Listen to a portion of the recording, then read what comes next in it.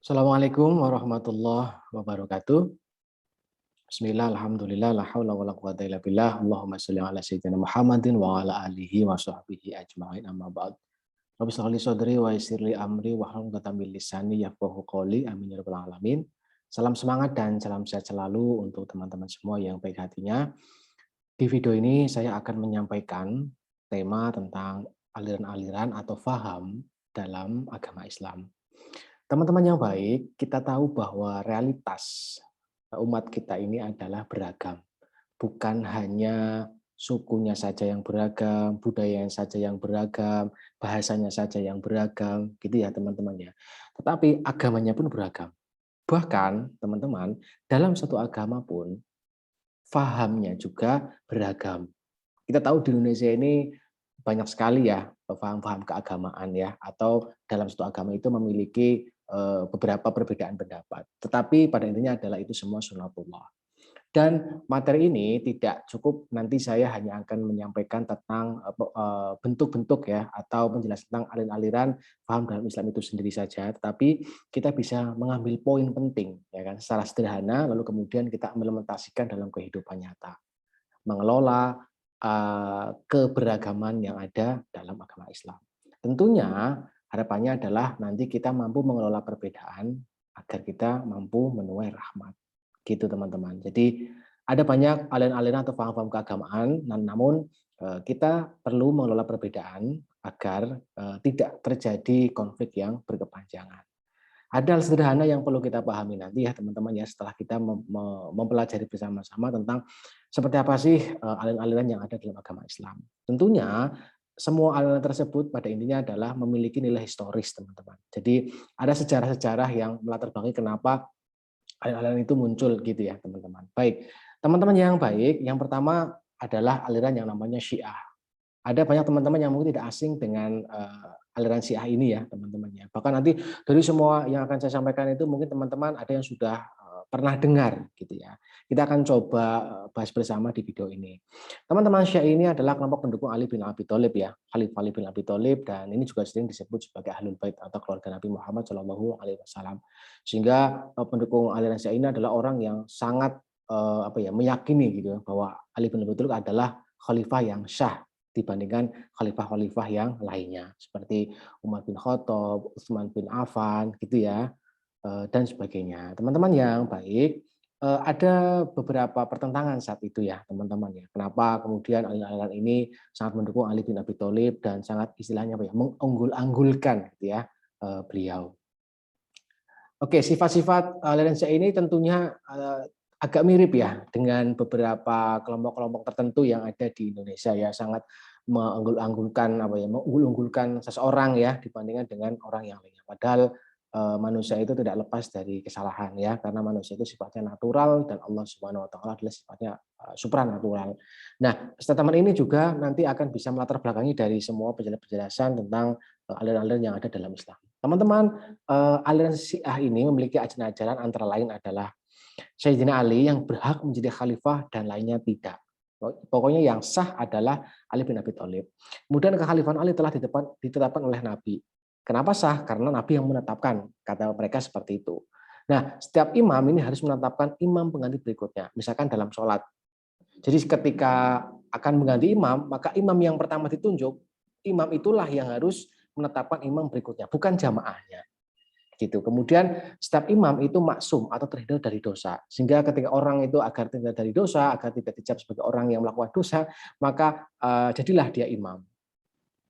Mungkin kata mereka seperti itu ya, teman-teman. Kemudian aliansi ini juga mengajarkan bahwa boleh takiyah, berkata bohong demi keselamatan itu boleh-boleh saja.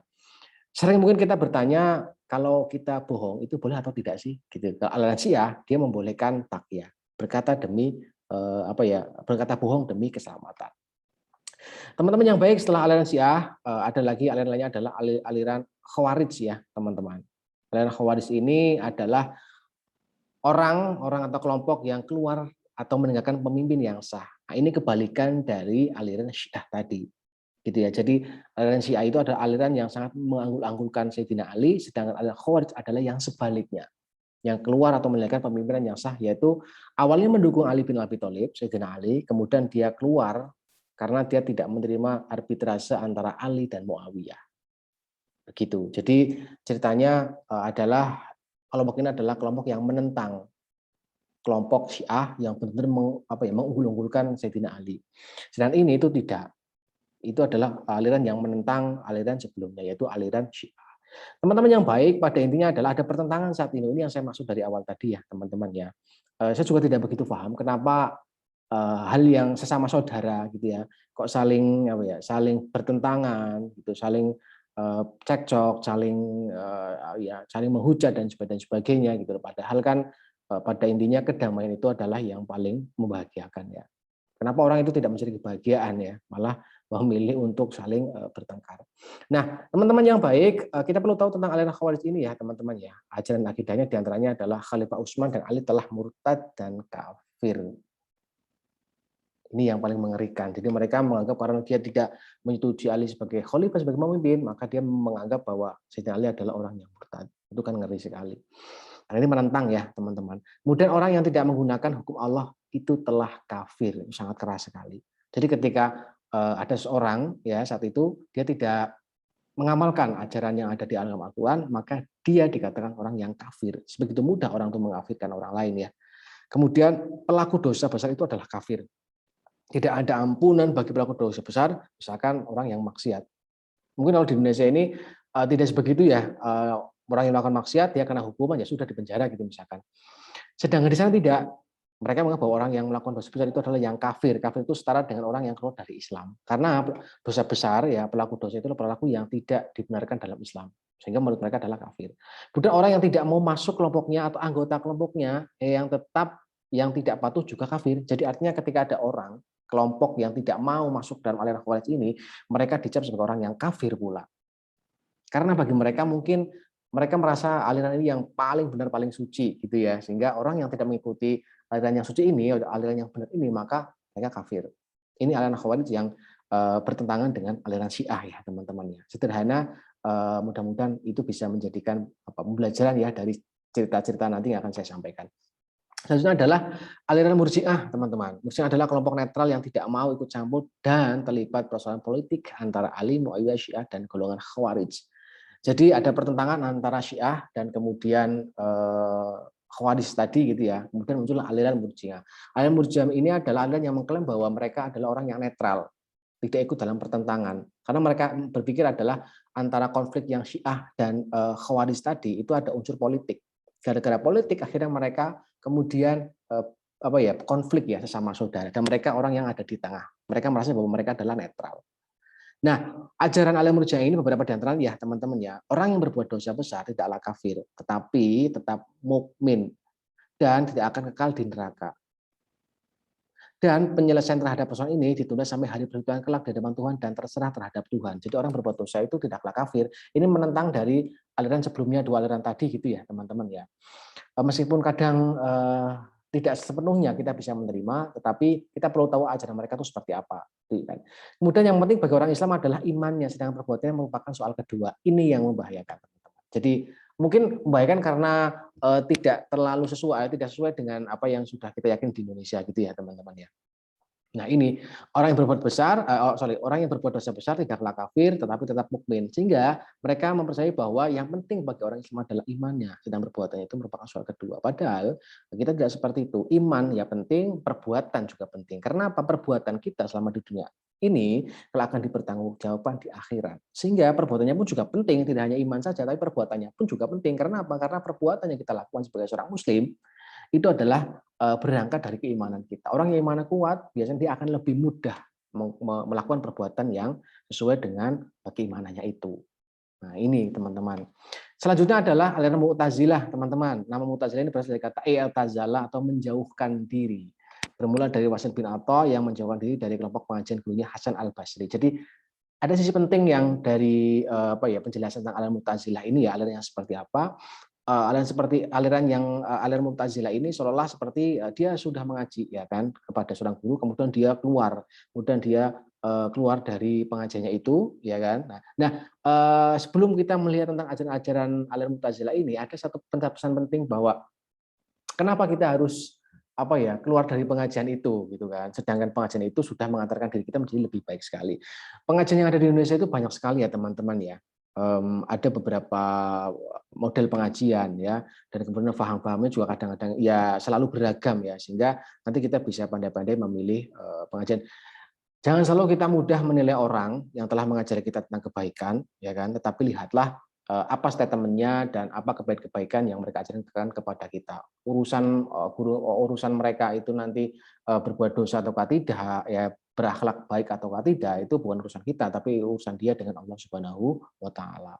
Begitu. Tetapi tentunya yang lebih penting lagi adalah kita harus memilih pengajian yang sesuai dengan dengan keyakinan kita. Tentunya juga harus disesuaikan dengan falsafah yang ada di negara Kesatuan Republik Indonesia, agar nanti keimanan yang kita miliki ya kan sesuai dengan diimplementasikan dalam kehidupan bernegara kita. Teman-teman yang baik, ini aliran Mu'tazilah ya teman-teman ya, yang tadi ajaran akidahnya adalah meyakini zat Allah tetapi meniadakan sifat Allah. Ini kan lucu. Kemarin kita sudah belajar bersama-sama bahwa Allah itu ada zat yang maha agung dan memiliki sifat-sifat yang mulia. Sedangkan mereka tidak. Iya, Allah itu ada zat Allah, tetapi mereka tidak menganggap bahwa sifat-sifat Allah itu ada. Itu kan lucu ya. Kemudian janji dan ancaman. Allah akan memberikan janji kepada orang yang berbuat baik akan mendapatkan surga, dan mengancam orang yang tidak baik akan langsung masuk ke neraka tanpa diberikan kebijakan. Ya kan? Jadi sangat keras juga ini aliran Mu'tazilah ini teman-teman. Kemudian perintah berbuat baik dan larangan berbuat jahat, amar ma'ruf dan nahi mungkar. Jadi ada perintah juga untuk berbuat baik dan larangan untuk berbuat jahat. Teman-teman yang baik, setelah aliran Mu'tazilah ini ada aliran lagi ya teman-teman ya, dalam Islam adalah aliran Jabariyah. Aliran Jabariyah ini adalah berasal dari kata jabara yang berarti memaksakan. Artinya manusia itu terpaksa atau dipaksa dalam setiap perbuatannya. Tokohnya adalah namanya Jam Ibnu Sofyan dari golongan Murji'ah ekstrim. Murji'ah tadi kan kita tahu bahwa dia adalah ekstrim ya. Ini merupakan tokoh yang ekstrim tadi, kemudian dia membangun aliran Jabariyah ini. Nah, berasal dari kata Jabar yang arti memaksa. Jadi manusia ini terpaksa atau dipaksa dalam setiap perbuatannya, dipaksa untuk berbuat baik, dipaksa untuk berbuat tidak baik. Padahal di sisi lain itu terkadang manusia itu ya karena ada alam bawah sadar mereka untuk melakukan suatu perbuatan ya teman-teman ya. Dan ada dorongan keimanan juga dalam melakukan perbuatan baik itu atau yang tidak baik itu. Nah, pokok jabaran aliran Jabariyah ini adalah bahwa manusia tidak memiliki kekuasaan untuk berbuat apa-apa, tidak memiliki daya, kehendak, dan pilihan. Perbuatan manusia diberikan oleh Tuhan dalam dirinya, seperti mengerjakan kewajiban, menerima pahala, dan menerima siksa. Jadi mereka tidak punya kekuasaan, yang berkekuasaan adalah Allah Subhanahu wa Ta'ala untuk berbuat apa-apa. Mereka tidak memiliki daya, kehendak, dan pilihan. Perbuatan manusia diciptakan oleh Tuhan dalam dirinya. Berarti mereka mempercayai bahwa perbuatan baik atau buruk itu sudah ditentukan oleh Allah Subhanahu wa Ta'ala, bukan ditentukan oleh diri dia sendiri. Memang Allah Subhanahu wa Ta'ala itu menitipkan ya energi kebaikan dan juga tidak kebaikan dalam diri manusia. Begitu. Tapi pada dasarnya Allah itu menginginkan bahwa manusia itu melakukan suatu kebaikan agar kelak bertemu dengan Allah Subhanahu wa Ta'ala dalam keadaan yang baik. Tapi mereka tidak.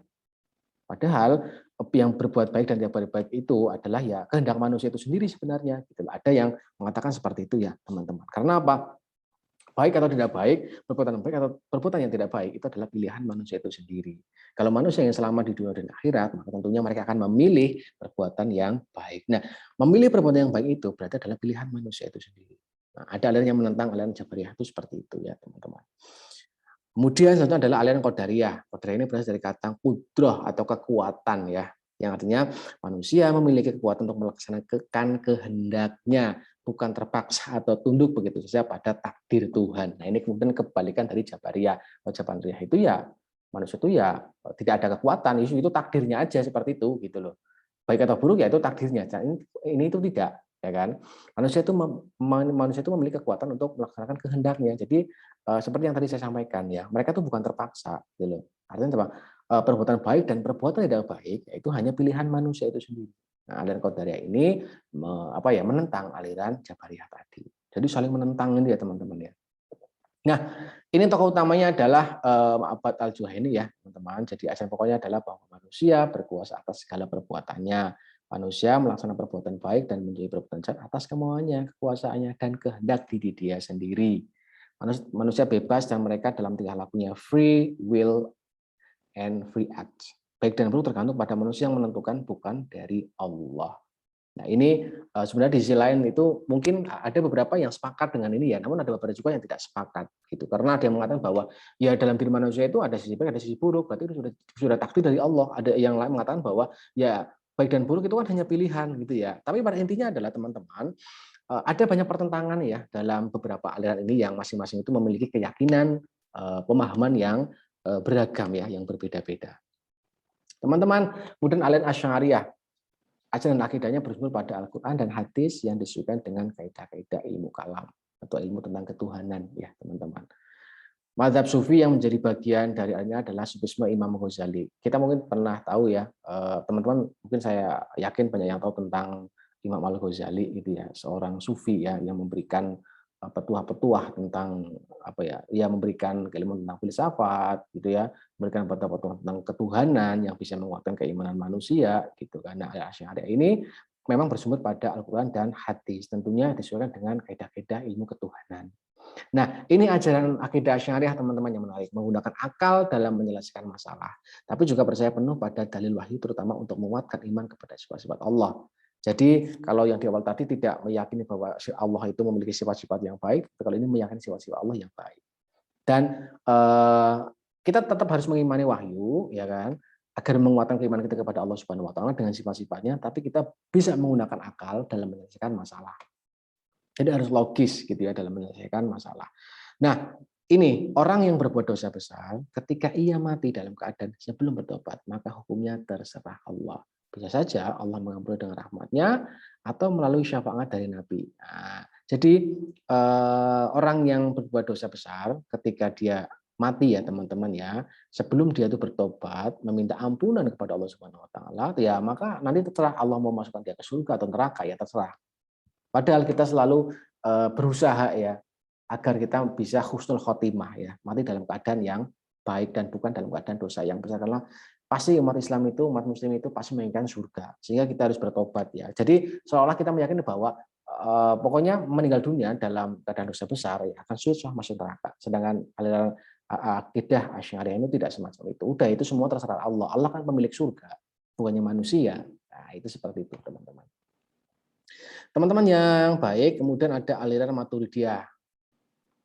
Ini hidup semasa dengan Abu Al-Hasan Asy'ari ya tadi ya, mungkin apa tokohnya itu hidup semasa tadi tokoh yang Asy'ariyah tadi ya teman-teman. Ajaran akidahnya ini mengetahui Allah dan akal sebelum turunnya wahyu adalah wajib.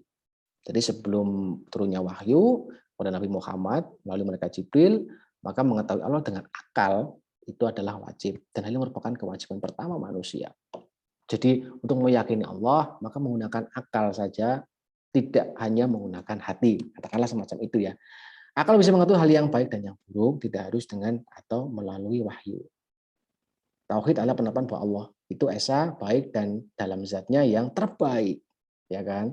Zatnya itu tidak terbagi-bagi ya, karena Allah itu hanya satu. Dalam sifatnya yang tidak ada yang menyamai, dan sifat-sifatnya itu tidak ada yang menyamainya gitu loh. Karena sifatnya sungguh sangat mulia, meskipun sifat-sifat Allah Subhanahu wa taala perlu kita implementasikan dalam diri kita ya.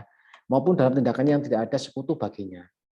Jadi seolah-olah itu apa namanya itu ya tidak hanya kita meyakini melalui hati, tapi juga menggunakan akal dalam memahami perintah-perintah dan ajaran-ajaran dari Allah Subhanahu Wa Taala. Terutama yang paling tinggi adalah meyakini Allah itu juga menggunakan akal. Tidak hanya percaya begitu saja kepada Al-Quran. Katakanlah mungkin seperti itu ya teman-teman ya. Tetapi artinya bahwa untuk menguatkan keimanan kita, hati kita iman ya kan, dan akal kita juga harus logis gitu ya bahwa Allah itu satu. Allah itu ada sebelum manusia itu ada. Katakanlah contohnya seperti itu ya. Itu aliran Maturidiyah. Teman-teman yang baik yang terakhir adalah aliran Ahlus Sunnah wal Jamaah. Ahli sunnah wal jamaah, ahli yang aliran yang selalu menanamkan ya, mengimplementasikan ajaran-ajaran sunnah Nabi ya kan, dan juga jamaah artinya adalah memiliki jamaah ya kan, dan selalu dekat dengan para ulama. Nah, salah satu ciri khas ahli sunnah wal jamaah ini adalah sikapnya moderat dalam segala perkara. tidak ke kanan dan tidak ke kiri. Sedangkan saat ini kita tahu bahwa ada aliran yang sangat ekstrim ya, ekstrim kanan dan ekstrim kiri gitu ya. Nah, kalau tadi hanya Al-Qur'an dan hadis saja ya kan di beberapa aliran tadi, kalau aliran Ahlussunnah wal Jamaah itu ada 4, Al-Qur'an, hadis Nabi, ijma. Ijma ini adalah kesepakatan para ulama ya, terutama mengenai suatu pertimbangan hukum. Dan yang keempat adalah qiyas, penyamaan hukum suatu peristiwa yang belum ada ketentuan hukumnya dengan suatu kejadian yang sudah ditentukan hukumnya. Jadi ijma atau qiyas ini adalah merupakan ijtihad para ulama. Sehingga bukan hanya Al-Qur'an dan hadis saja, tetapi juga memantapkan hati apa ya istilahnya menerima gitu kan ya pertimbangan-pertimbangan para ulama. Karena Al-Qur'an itu kan perlu ditafsirkan ya kan. Meskipun para ulama nanti penafsiran juga ada hal yang berbeda ya tentang suatu permasalahan ya. Tetapi Ahlussunnah wal Jamaah itu di sisi lain aliran ini adalah menerima ya kan semua kesepakatan-kesepakatan para ulama. Ya Al-Qur'an, hadis, kemudian ijma dan qiyas. Terutama misalkan kayak masalah sholat ya, berapa rakaat dalam sholat kan dalam Al-Quran tidak dijelaskan ya kan, maka para ulama kemudian mengkaji ayat itu lalu kemudian muncullah ada sholat 5 waktu itu tadi di teman-temannya. Begitu juga urusan zakat ya kan, urusan haji dan sebagainya ya, ada unsur kesepakatan para ulama dan ijtihad para ulama dalam menentukan persoalan kehidupan. Nah, disitulah ciri khas sikap moderat dalam segala perkara. Itu tidak ke kanan dan tidak ke kiri. Harapannya sikap moderat ini adalah sikap yang menyejukkan. Nah, ada yang mengatakan bahwa Ahlussunnah wal Jamaah itu adalah aliran yang sesuai dengan konteks NKRI. Karena apa? NKRI terdiri dari berbagai macam suku, budaya, bangsa, agama, bahasa dan sebagainya, gitu kan. Dan Ahlussunnah wal Jamaah ini adalah sikapnya moderat ya, teman-teman. Selalu menghidupkan sunnah Nabi Muhammad SAW. Terakhir, teman-teman yang baik, jadi perbedaan itu adalah suatu hal yang natural ya, suatu yang sudah dikehendaki Allah Subhanahu wa taala. Jadi ketika perbedaan itu adalah natural, sudah jadi kehendak Allah Subhanahu wa taala, maka obsesi keinginan untuk menyeragamkan itu suatu hal yang sulit ya, yang mustahil. Karena apa? Karena ya itu sudah menjadi keberagaman dan keberagaman itu merupakan sudah menjadi alamiahnya itulah. Nah, yang lebih penting adalah bukan kita terobsesi sekuat tenaga untuk menyamakan ya kan, tapi mengelola perbedaan dan memunculkan keindahan. Nah, memunculkan keindahan ini artinya adalah meredakan menghindari konflik yang berkepanjangan.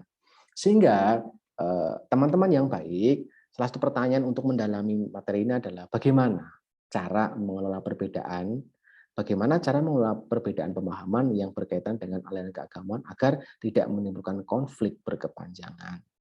Nah, mudah-mudahan dari pertanyaan ini kita semakin bisa memperdalam. Jadi aliran atau faham dalam Islam ini tidak cukup hanya kita hafalkan ya ada pada berapa aliran saja atau secara seperti apa, tetapi setelah sedikit kita tahu secara sederhana, kemudian kita mampu ya untuk mengelola perbedaan agar menemukan rahmat atau kebahagiaan atau keindahan dalam kehidupan beragama.